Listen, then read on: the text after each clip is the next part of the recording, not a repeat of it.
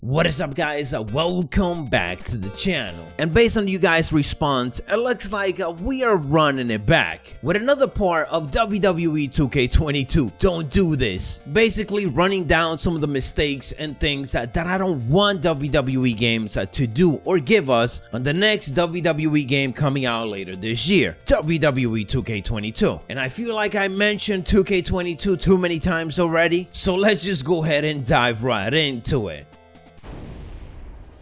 On the previous topic, we discussed about reveals, announcement, and so on. On this one, we are focusing on something that really destroyed WWE 2K20 even more, and that being the DLC. So I think it's fair to say that I don't want WWE games to give us their 2K's original DLCs once again, unless they change a good amount of things. And of course, towards the end, I'll drop my feedback on what type of DLC we should be getting to make things better. And I will be the first one to say that I was excited when we first heard about the 2K originals, but the problem with them is that they ultimately got worse after the first one. If all of them ended up being as good as the Bump in the Night DLC, then we probably wouldn't be having this conversation. That first pack of DLC, the Bump in the Night, was good because it featured unique character versions. We didn't just get alternate attires, we actually got brand new originals for superstars like Aleister Black, the Demon Finn Balor, Braun Strowman, and then of course everything being headlined by The Fiend. That was awesome. That was a combination of them giving us an updated version of a superstar, The Fiend, but also giving us just a complete, unique, and different version of some of their top superstars. That made that first DLC pack incredible. Also, the extra 2K showcase that ended up going with it was decent enough to keep us playing. Unfortunately though, everything just got worse, and instead of improving, the next three big DLC were a disappointment, and they just felt like a downgrade instead of an upgrade of what Bump in the Night was. That second original DLC pack ended up being the Wasteland DLC, providing us with some brand new arenas to play with, but unfortunately there wasn't anything new in it, no brand new things for us to interact with except for reskin of weapons. It would have just been cool for us to be able to do something different in those arenas than what we could already do on the regular one. But the biggest letdown for this DLC, and basically the other ones that we got, was that for some apparent reason all of the originals actually disappear. We weren't getting unique versions of superstars anymore. These was just alternate attires that honestly someone could create, upload to community creations, and you could just download it. It just felt like it was a weird alternate attire creation that we could just download from community creation. At that point, it didn't feel like it was a DLC. The only positive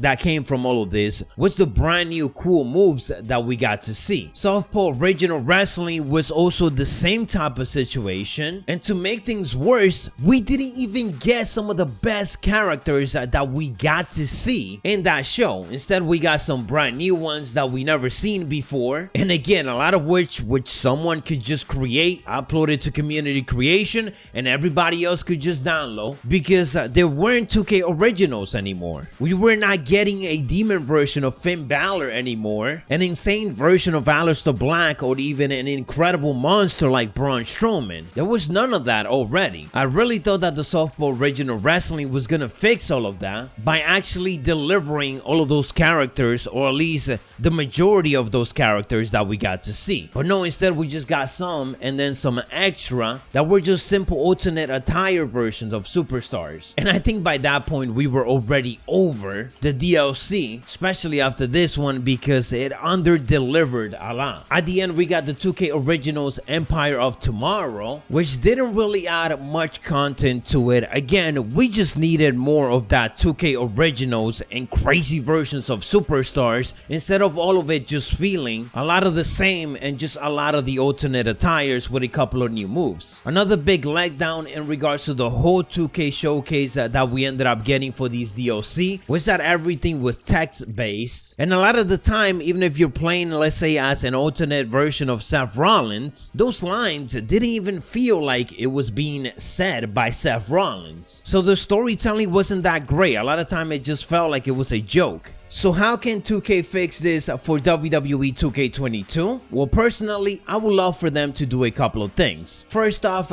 double down on these DLC. If you want to give us those 2K originals, that's fine, but mix it up with brand new superstars as well, like you did in the Bump in the Night. You had your 2K originals, but you also gave us an updated version of a certain superstar, that being The Fiend, for Bray Wyatt. So it will be awesome to get packs like that, where we do get alternate version that are weird for a lot of the superstars. And again, I want to emphasize alternate versions, not alternate attires. Mix them in there with brand new NXT superstars, brand new NXT UK superstars, and brand new updated arenas as well. Those type of mixed up DLC usually gets people excited, and you please as much people as possible. Those that just want brand new superstars, and those that do enjoy playing with some 2K originals because they got some crazy moves and so on. For the 2K showcase mode, I understand if there's no voiceover, but I want them to use cutscenes that are available in the game already to tell a story. Start up the 2K showcase with somebody interfering in a match or somebody getting attacked in the backstage. Take the story from there, and then of course use other cutscenes to continue telling that story. Again, these cutscenes are already in the game, so make it like creator story from back in the day, where you have the text, but at least those texts are also connected in a cutscene and the story is being told like that. And it doesn't have to be something long. You could just make a big storyline that is split into 4 to give us those DLC pack, and each time that those DLC pack comes out, it has 3 to 4 brand new chapter for that big DLC story. And last but not least, if you are giving us towers and you are giving us these 2K showcase for us to complete, then we definitely need better rewards, better things for us to unlock. I will say that I do feel like 2K20 did good on this part. They did give us really good rewards, many of which though we never really got to use, as they ended up just being cosmetic of something else. So it will be good for us to get something completely different, like a brand new match type that was specific to that DLC story that they were telling, or also brand new cutscenes and brand new alternate attires of those superstars, a brand new different weapon with different effect and different options, and so on. So just more significant rewards that we really want to use after we unlock them. Anyways guys, let me know your thoughts down in the comments below. How do you think WWE 2K could ultimately improve their DLC? And hopefully a lot of what they've been discussing is something that they see and get to implement. If you enjoy or find it informative, don't forget to elbow drop it and hit those notifications. I'll catch you on the next one, so stay savage.